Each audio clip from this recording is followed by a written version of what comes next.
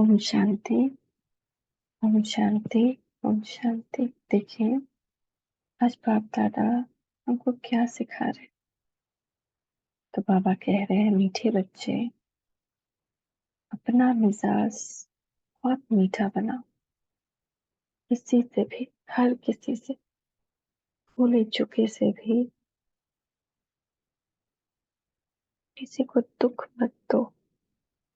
बुरे वचन कहना, क्रोध करना, डांटना, यह सब दुख देना है। तो हम लोग बच्चों को सोचते हैं ना, डांट देंगे, लेकिन बुरे वचन क्या कहते हैं? बहुत सारे बुरे वचन क्रोध करते हैं, या किसी और पे क्रोध कर देते हैं, या मन में क्रोध करते हैं। तो ऐसा नहीं करना है। प्रश्न है, माया बच्चों की परीक्षा किस रूप में लेती है? उस परीक्षा में अटोल रहने की विधि क्या है? तो उत्तर है, मुख्य परीक्षा आती है काम और क्रोध के रूप में। ये दोनों मुश्किल ही पीछा छोड़ते हैं। क्रोध का भूत खरी खरी दरवाजा खड़काता है, देखता है यहाँ कहाँ भाव भाव तो नहीं करते। अनेक प्रकार के तूफान दीपक को हिलाने की कोशिश करते हैं। इन परीक्षाओं में अडोल रहने के लिए एक सर्वशक्तिमान बाप से योग रखना है। योग रखना मन हर पल याद रखना है। उनको अपने आप के साथ जुड़े हुए देखना है। मैं बाबा से कंबाइंड उनकी छत्र छाया में हूँ, उनके स्नेह की किरणों के नीचे हूँ। ऐसे अगर बीच बीच में करते रहेंगे तो माया नहीं आएगी। अंदर खुशी के नगाड़े बजते रहें। ज्ञान और योग बल ही इन परीक्षाओं को पास करा सकता है। तो आज का गीत है, निर्बल की लड़ाई बलवान से।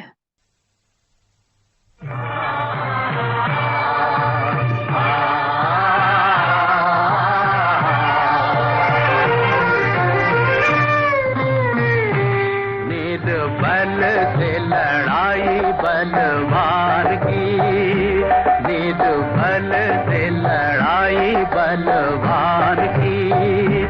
ये कहानी है दिए की और तूफान की, ये कहानी है दिए की और तूफान की। ये गाना पूरा का पूरा लास्ट तक यही है कि अंत में दिया जीता, क्योंकि उसके साथ परमात्मा थे। और ये जो तूफान है, ये माया का तूफान, और दिया यानी लौ, ये शरीर जो है दिया, और इसमें जलने वाली लौ हम आत्मा। तो ये कहानी है दिए की और तूफान की। कितना लड़ा, कितना बुझते बुझते बुझते फिर भी अंत में जीत गया। तो हम भी जीतेंगे, क्योंकि हमारे साथ खुद परमात्मा है। हम शांति बच्चे समझते हैं, और बाप भी समझाते हैं कि तुम फिर से आए हो पारलौकिक बाप के पास, और सब है लौकिक बाप। यहाँ है सब आसुरी बुद्धि, सतयुग में है दैवी बुद्धि। आसुरी के बाद फिर दैवी जरूर बनना है। आसुरी और दैवी, पतित और पावन में फर्क है। तुम जानते हो हम पावन थे, फिर रावण ने पतित बनाया है। अभी फिर बाप द्वारा हम फिर से पावन दुनिया का वर्षा ले रहे हैं। सतयुगी राज्य भाग का, वह भी 21 जन्मों के लिए। जब बाबा बच्चों को कहते हैं तब याद करते हैं, फिर भूल जाते हैं। जब बाबा कहते हैं याद कर, तो याद करेंगे, फिर थोड़ी देर बाद भूल जाएंगे। जो बात याद रहती है वह फिर औरों को समझाने के लिए दिल टपकती है। अगर हमको बाबा याद रहे तो जो कोई भी मिले उसको अब स्वतः ही हम अपने बाबा का याद दिलाएंगे कि आपको पता है बाबा आए हैं, भगवान आया है। ऐसे याद नहीं होगी तो दिल टपकेगी नहीं, फिर वह खुशी की उछल नहीं आएगी, मुरझाई हुई शकल दिखाई देगी। अभी तुम जानते हो हम फिर से गवाया हुआ सत्यों का राज्य भाग के ले रहे हैं। वह जो क्रिश्चियन से राज्य गवाया था वह तो ले लिया, मतलब ब्रिटिश आए थे ना, तो भारत ये था। अब ब्रिटिश से तो हमने राज्य ले लिया, परंतु माया ने हमारा राज्य छीना है, दो दो राज्य। एक तो हमारा स्वराज्य, मन बुद्धि से हमारा कंट्रोल खत्म हो गया, और एक ये विश्व का राज्य। यह कोई को पता नहीं। क्रिश्चियन से तो राज्य ले लिया हट से, भूख हड़ताल आदि करके। यह तो वह कोई बात नहीं। तुम्हारे दिल में है, हम 5,000 वर्ष पहले मुआफिक फिर से राज्य भाग्य प्राप्त करते। बाप की श्रीमत पर चलने से इसमें तलवार आदि कुछ भी चलाने की मत नहीं देते। कहते हैं बच्चे, स्वीट टेम्पर बनो, बहुत मीठे बनो। सतयुग में शेर बकरी भी इकट्ठे जल पीते थे, एक दो के प्यार में रहते थे। दुख का वार नहीं होता था। यह दुख का बहुत वार है। काम कटारी चलाना, यह भी दुख का वार है। किसको बुरे वचन कहना, वह क्रोध करना, डांटना, यह भी दुख देना है। बाप कहते हैं किसको भी यह दुख नहीं देना। अपना मिजाज बहुत मीठा बनाओ, भूले चूके भी दुख देने का काम नहीं करो।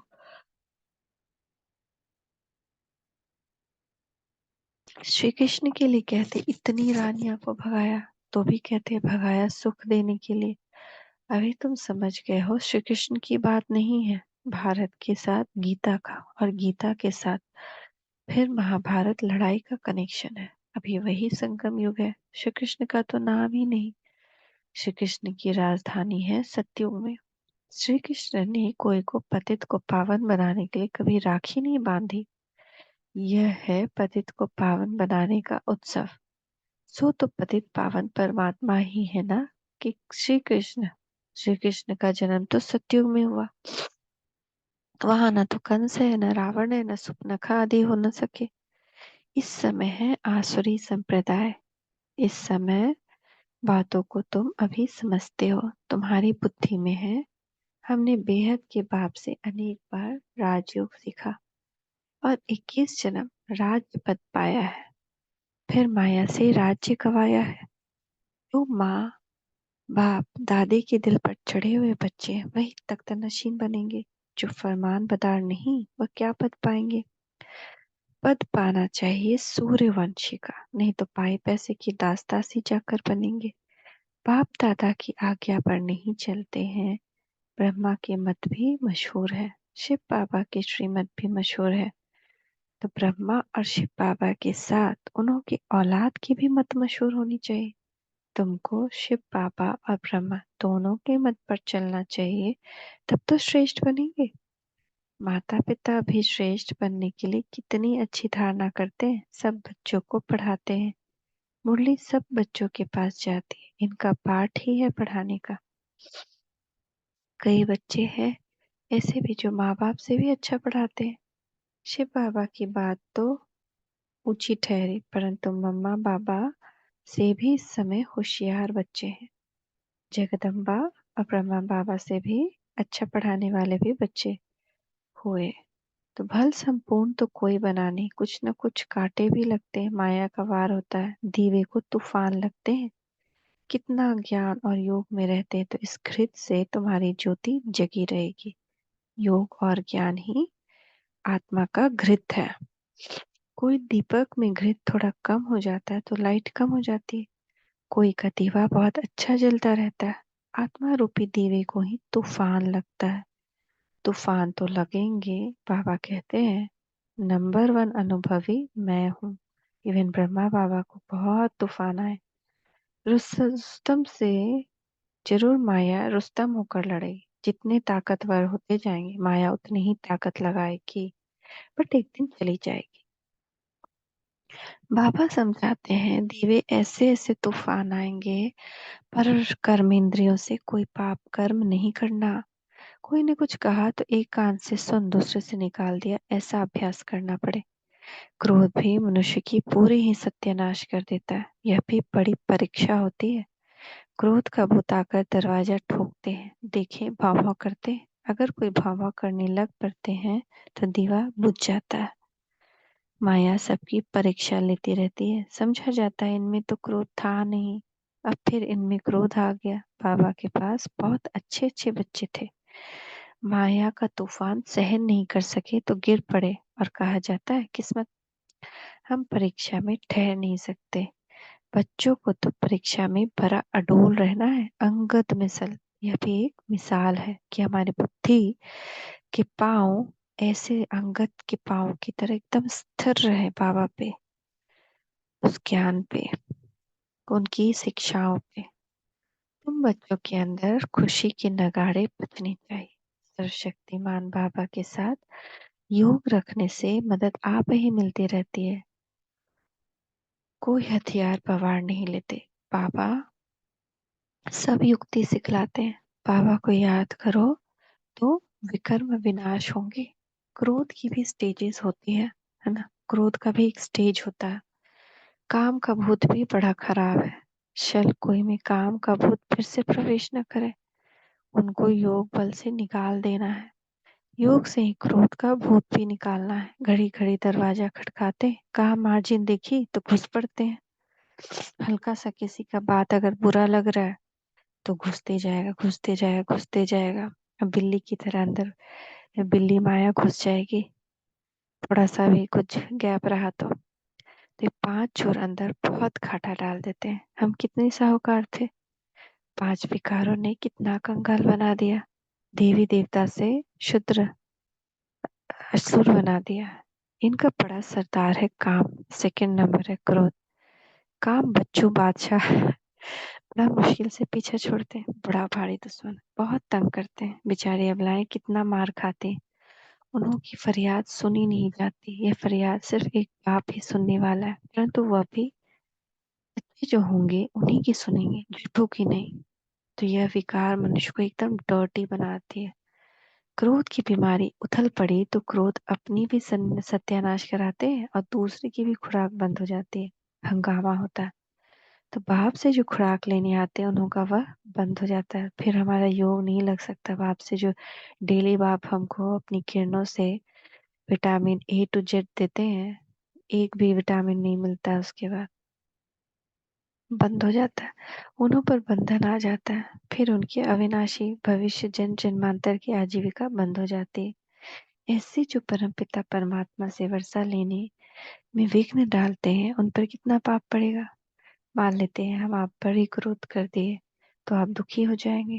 बाबा से योग नहीं लगा पाए तो हम अपना तो बंद किए, आपके लिए भी विघ्न डाले तो क्या है, ये भी क्या हो गया, महापाप। तो क्रोध का ना बाल बच्चा भी बहुत है, जैसे चिढ़ाना, नाक मुंह सिकोड़ना, बहुत सारा छोटा छोटा छोटा, जोर से कोई चीज पटक कर रख देना। हम्म, तो तुरंत उसको तुरंत देखे, त्रिकालदर्शी के सीट पर बैठे ही रहे। देखिए कहीं क्रोध आने वाला तो नहीं है, तुरंत अपने भाव को, अपने विचार को चेंज करे तो कर्म में नहीं आएगा। तुरंत दुआ देने लगे, ये तो परवश है, मेरा भक्त है। ऐसे क्योंकि आज जो गाली देता है वही द्वापर में फूल चढ़ाता है। तो इसीलिए वो भक्त बनता है तो उनको, उनसे नाराज नहीं होना चाहिए। अगर वो भक्त नहीं बनेंगे, अब वैसे तरीका भी है भक्त बनाने का। चलो काउंट करिए कितना लोग आपको गाली देता है, उतना लोग आपका भक्त बनेगा। फिर उनकी अविनाशी जन्म जन्मांतर की आजीविका बंद हो जाती है। ऐसे जो परम पिता परमात्मा से वर्षा लेने में विघ्न डालते हैं उन पर कितना पाप पड़ेगा, बात मत पूछो। वह जैसे कि अपने ऊपर कृपा के बदले श्राप डालते हैं। कोई ट्रेटर बन जाते हैं तो कितनों का नुकसान करते हैं। भविष्य हीरे जैसा बनाने में रुकावट पड़ती है, इसलिए बाप कहते हैं महापापी, महाबेसमझ, महाकम वक्त। देखना हो तो यहाँ देखो, कोई अखबार में उल्टा सुल्टा डाल देते हैं कि बेचारी माताओं पर कितनी आपदाएं आ जाती हैं जानते हुए, और फिर कुछ करते हैं तो उन पर धर्मराज की कितनी मार पड़ेगी। बाप कहते हैं ऐसा काम नहीं करो। जो ट्रेटर बनो और बुलाओ पर अत्याचार हो उनको गाजी भी कहा जाता है। माथे पे में खून का टेम्परेचर चढ़ जाता है तो फिर तलवार उठाकर मारने लग पड़ते हैं और फिर उनको फांसी पर चढ़ाते हैं। यहाँ भी ऐसे बन पड़ते हैं। कोई में क्रोध का भूत आ जाता है तो कितनों को आजीविका बंद कर देते हैं। बाप कहते हैं ऐसे के लिए तो फिर बहुत कड़ी सजा है। जो ट्रेटर बन विघ्न डालते हैं उनके ऊपर बड़ा पाप चढ़ता है। चढ़े तो चाखे वैकुंठ रस, गिरे तो एकदम चकनाचूर। या तो वैकुंठ का मालिक या तो नौकर चाकर, ऐसा काम जो करेगा तो इतना ही पापा आत्मा भी बनेगा, बहुतों को दुख देने के निमित्त बन जाते हैं। बाबा को तरस पड़ता है, माताओं का तो रिगार्ड रखना चाहिए। वंदे मातरम गाई जाती है ना, वंदे मातरम देश के लिए नहीं है, इन देश की माताओं के लिए है। बाप आकर कलश माताओं पर रखते, उन पर अत्याचार बहुत होते हैं तो सिक्के लदे बच्चों को मदद बहुत देनी चाहिए। अगर कोई मदद के बदले और ही उल्टा काम करते हैं तो कितना नुकसान हो जाएगा। बहुत सपूत बनना है, असुर को देवता बनाना है। अब तुम्हारा जीते जी नया चित्र बनाते हैं, आर्टिस्ट लोग चित्र बनाते हैं ना, फिर जो बहुत अच्छा बनाते हैं उनको इनाम मिलता है। ये बाप कहते हैं मैं ज्ञान और योग बल से तुम्हारे चित्र ऐसे बना रहा हूँ जो तुमको ये शरीर छोड़ने के बाद एकदम फर्स्ट क्लास शरीर मिल जाएगा, तो मनुष्य से देवता बन जाएगी। तो कितना बड़ा जादूगर है।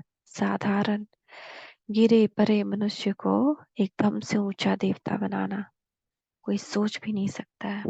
यह है नंबर वन सर्विस, जिससे सारी दुनिया पलट जाती है। उस स्वीट फादर को कोई नहीं जानते, सर्वव्यापी कह देते हैं। मनुष्य की बुद्धि में यह भी नहीं है कि यह नर्क पतित दुनिया है। यह सिर्फ तुम बच्चों की बुद्धि में है। बड़े बड़े करोड़पति सबका धन मिट्टी में मिल जाएगा, बड़े दुखी हो मरेंगे। आजकल तो बड़े बड़े आदमियों को भी मारते रहते हैं, दुश्मनी कड़ी हो जाती है तो बात मत पूछो। बड़ा खराब समय आना है। अब तुम बच्चे पुरुषार्थ कर रहे हो भविष्य के लिए, और कोई भी भविष्य के लिए पुरुषार्थ नहीं करते। पुरुषार्थ में फिर माया भुला देती है, फिर जैसे कि वैसे बन जाते हैं। माया एकदम मुंह फेर देती है, इसलिए बहुत संभाल करनी। जितना हो सके खुशी से पापा को याद करना है।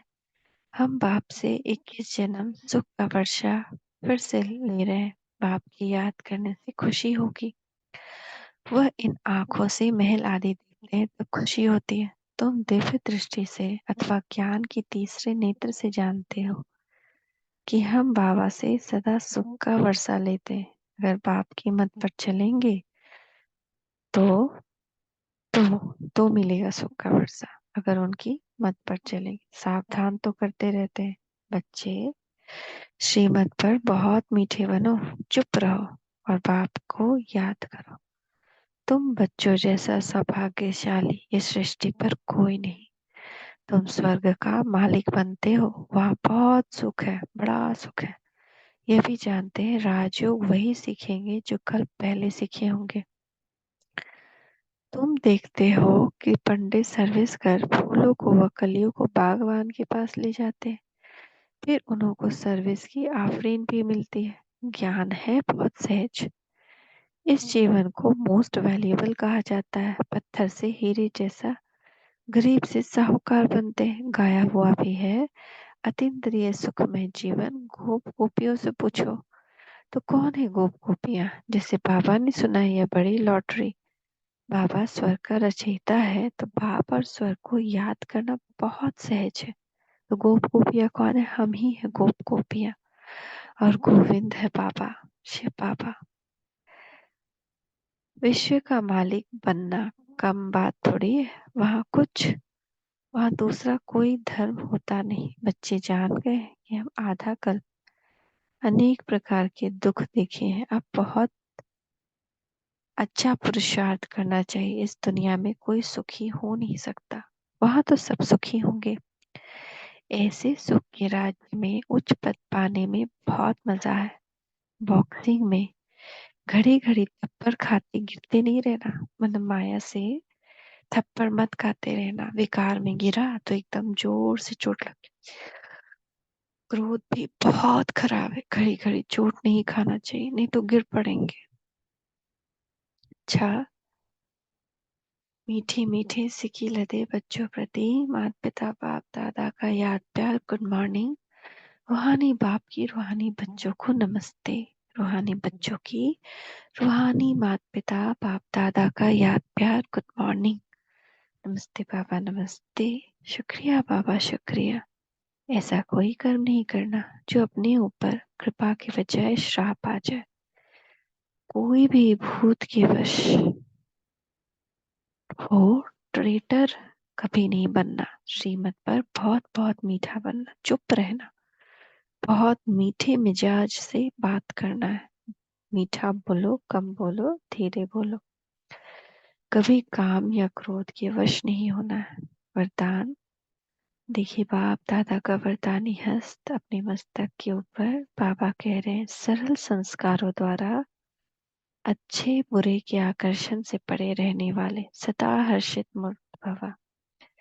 हमको अच्छा और बुरा का आकर्षण हो जाता है तो हम विकार में आ जाते हैं कि ये अच्छा है तो लोभी बन जाते, ये बुरा है तो क्रोधी बन जाते। तो इस सब अच्छा बुरा ये निर्णय हमको नहीं करना। इस दुनिया में सब कुछ एक कारण से हो रहा है, तो अपने सरल इजी संस्कार द्वारा इजी रहना है हर बात में। अपने संस्कारों को ऐसा इजी बनाओ तो हर कार्य भी इजी रहेंगे। यदि संस्कार टाइट है तो सरकमस्टांस भी टाइट हो जाएगा। संबंध संपर्क वाले भी टाइट व्यवहार करते हैं। टाइट अर्थात खींचातान में रहने वाले। इसलिए सरल संस्कारों द्वारा ड्रामा के हर दृश्य को देखते हुए अच्छे और बुरे की आकर्षण से परे रहो। न अच्छाई आकर्षित करे न बुराई, तब हर्षित रह सकेंगे। तो इसको यूज करना है तब ये वरदान पक्का होगा। आज जो भी सीन आए, देखिए ये अच्छाई है इससे आकर्षित नहीं होना है, ये बुराई है इससे भी आकर्षित नहीं होना है। ये सब किसी न किसी कारण से हो रहा है और कारण कल्याणकारी है। स्लोगन, जो सर्व प्राप्तियों से संपन्न है। सब प्राप्तियां माना ईश्वर से सभी किरणें प्राप्त कर रहे हैं, सर्व शक्तियां। जो सर्व प्राप्तियों से सर्व खजाने से संपन्न है, वही इच्छा मात्रम अविद्या है। उन्हीं के पास फिर कोई और इच्छा नहीं रहती। पाना था जो पा लिया, अब क्या रहा बाकी। तो इच्छा अविद्या हो जाती, पता ही नहीं होता अब क्या इच्छा करे, कोई इच्छा नहीं रह जाती। ओम शांति, ओम शांति, ओम शांति।